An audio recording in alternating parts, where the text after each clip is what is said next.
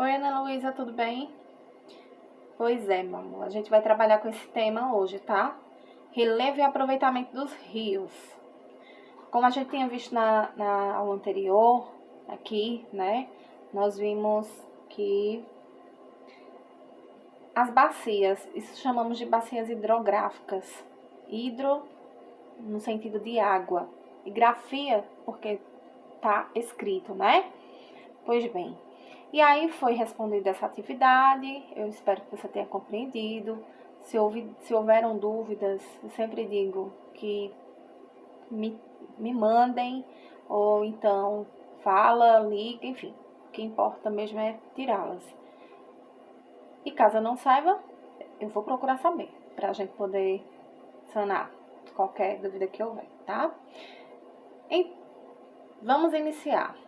Como aqui mesmo você viu, né, que eu acabei de citar, relevo e aproveitamento dos rios.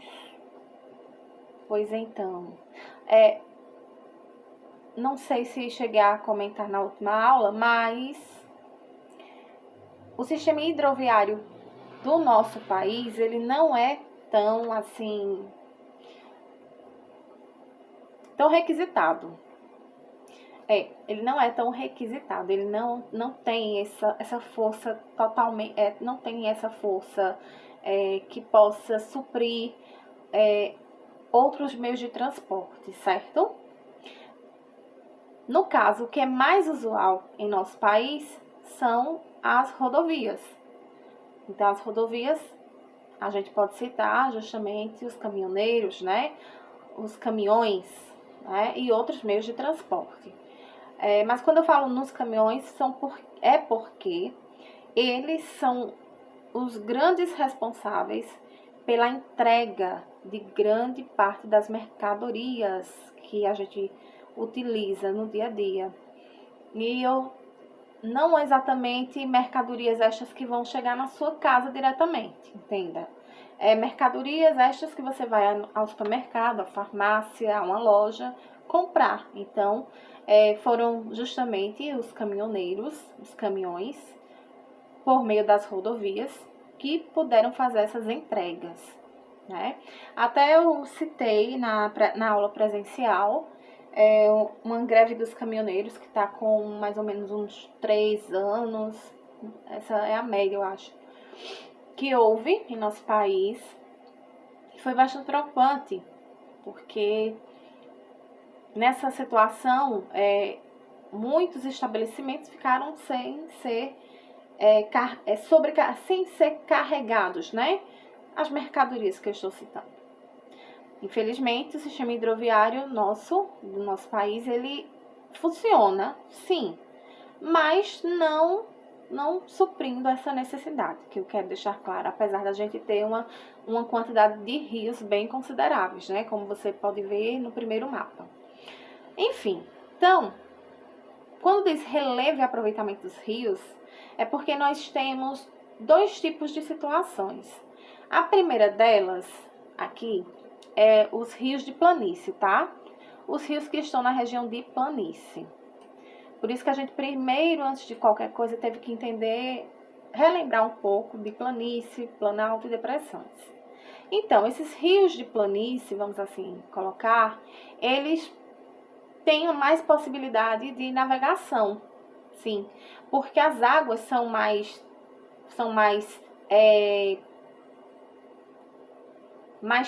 densas, vamos assim falar, e ocorrem mais lentamente. As águas, a correnteza, como em planície, essas águas vão com mais lentidão, com mais calmaria, vamos assim dizer, tá certo? E como aqui tem cursos sinuosos. Sinuosos, por quê? Porque existem muitas curvaturas nesse percurso em que as embarcações fazem, ok? Outro ponto importante é o aproveitamento para pesca e lazer. Sim, né? Existem muitos rios, em especial vamos citar o mais próximo aqui da gente, mais conhecido São Francisco, em que as pessoas praticam o lazer, o banho, né? Como também o turismo. E a pesca. A pesca também surgindo como uma atividade econômica, ok? Aqui, nesse rio, é uma paisagem da hidrovia do Rio Marajó, em Belém, no estado do Pará. Então, veja só como é bastante calmo, não é isso? Se nós formos olhar assim, olhando, parece ser um rio bastante calmo. E logo à frente, a sinuosidade que foi colocada, foi citada, né? Enfim, vamos para os rios de Planalto. Rios de Planalto já é um pouquinho diferente. Lembrando que os planaltos, como o próprio nome já diz, têm uma altitude diferenciada das planícies, né? Em relação ao mar, o planalto vai estar acima dele. E o que é que a gente pode encontrar? Que características? Muitas quedas d'água, certo? Em relação justamente ao relevo que é acidentado por ele ser mais alto, ok? As utilizações dele, geração de energia, como nós aqui vemos, né? As hidrelétricas, no caso essa daqui é a de Itaipu, instalada em 2013 no Paraná. E como nós temos uma certa utilização dos rios de Planalto, nós temos a construção de eclusas nas áreas de maior desníveis, né? Alturas, como se tem o Planalto é mais alto, então tem esses desníveis, então tem essas construções de eclusas. Eclusa, por exemplo, da barragem de Sobradinho do Rio São Francisco. Ou seja, a embarcação passa por aqui, ela esvazia para ficar no mesmo nível do rio que está do outro lado, e aí a embarcação segue o seu caminho, certo? É mais ou menos isso, a eclusa que eu quero que você entenda. Nós temos dois tipos de rios, tá, Luísa? Os rios perenes, que eles são permanentes, em todo momento ele vai estar, ele tem água, tá? Mas ele pode variar conforme o volume das chuvas, a quantidade de chuvas. Perene quer dizer como se fosse permanente, certo? Ele é permanente, ele continua ali, mas ele pode variar de acordo com a quantidade de chuvas, o seu volume, né? Detalhe, os rios perenes, eles têm em maior quantidade no Brasil, tá certo? Ou melhor, a maior parte dos rios brasileiros são perenes, ok? Tudo bem? Já temos aqui os rios temporários. Pois é, os rios temporários, eles secam. Olha só, olha a diferença. Aqui o Rio São Francisco, perene, e aqui sobre um rio temporário, no período de seca em 2018, a BR-428, né?